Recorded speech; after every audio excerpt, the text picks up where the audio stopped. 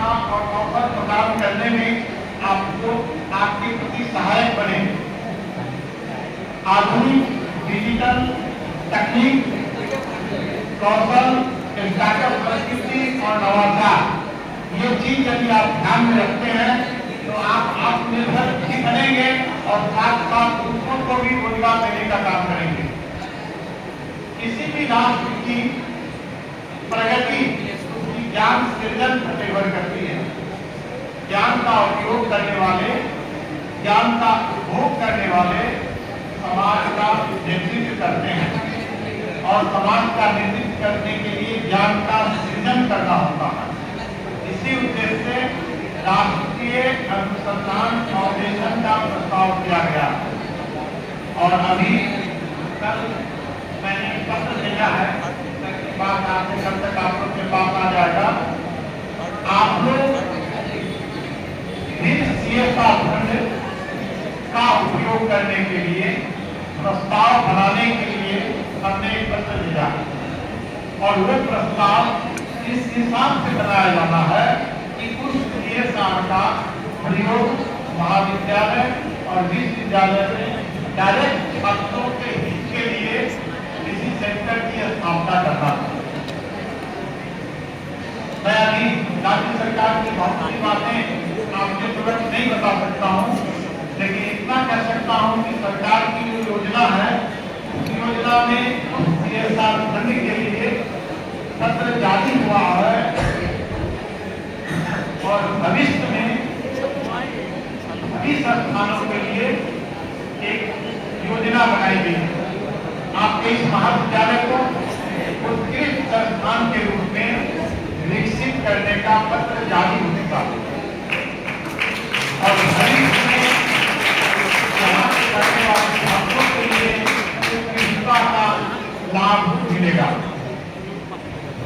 भारतीय ज्ञान परंपरा और मातृभाषा को विकास करना राष्ट्रीय शिक्षा नीति का एक महत्वपूर्ण पाठ है। संस्कृति, मूल्य और पहचान, इनका संरक्षण करना अपना बिहार गणित, खगोल, आर्यभट्ट विश्व को दिखा देने का काम है।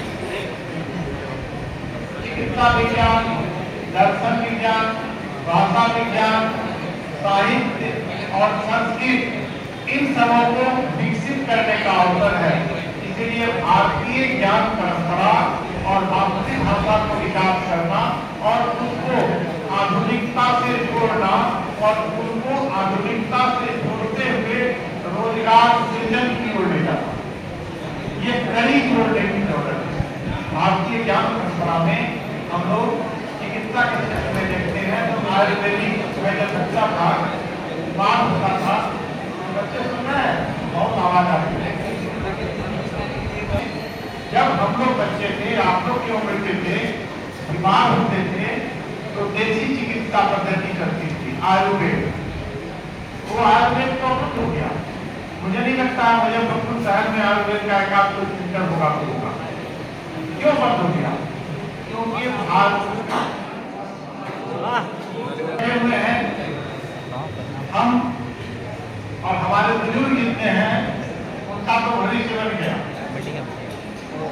और जो बच्चे बैठे हैं आपका भविष्य बनना है और आप देश के भविष्य हो।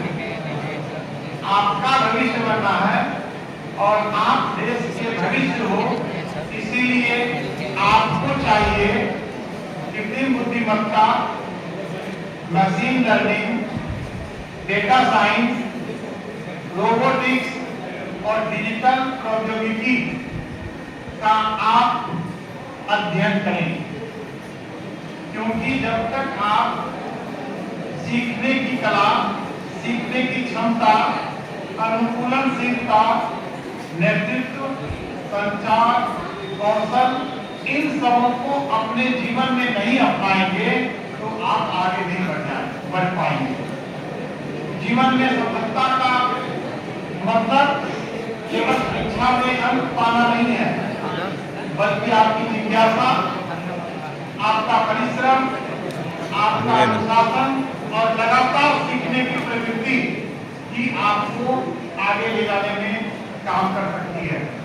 हम लोग विकसित भारत 2047 की बात कर रहे हैं। विकसित भारत 2047 कल्पना कीजिए, यहाँ आगे बैठने पर बैठे हुए लोग 2047 में कहाँ और आप लोग 2045 में कहाँ। आपको अपनी जगह 2047 में आपको अपनी जगह बताना पड़ेगा। जैसे मैं एक विद्यार्थी होकर यहाँ नामांकन नहीं हुआ परंतु इस मंच पर हूँ, आपको इसी तरह लगना है कि जहाँ आप विद्यार्थी जीवन में नहीं पहुँच पाए उससे ऊपर आप पहुँच पाए।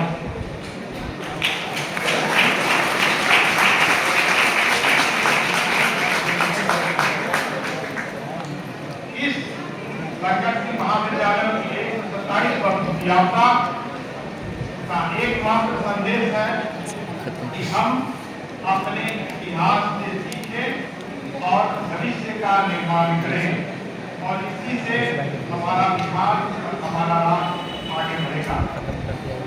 अंत में मैं इस महाविद्यालय के सभी शिक्षक, सभी कर्मचारी, सभी विद्यार्थी, पूर्व छात्र और शिक्षक जितने बैठे हुए हैं सबों को इस 127वें स्थापना दिवस की शुभकामना देता हूँ और कामना करता हूँ यह महाविद्यालय, यह संस्थान निरंतर प्रगति के पथ पर आगे बढ़ेगा, नई ऊंचाइयां प्राप्त करेगा, ज्ञान, संस्कार और उत्कृष्टता तीनों का प्रकाश स्तंभ बनकर समाज को आगे बढ़ाने का काम।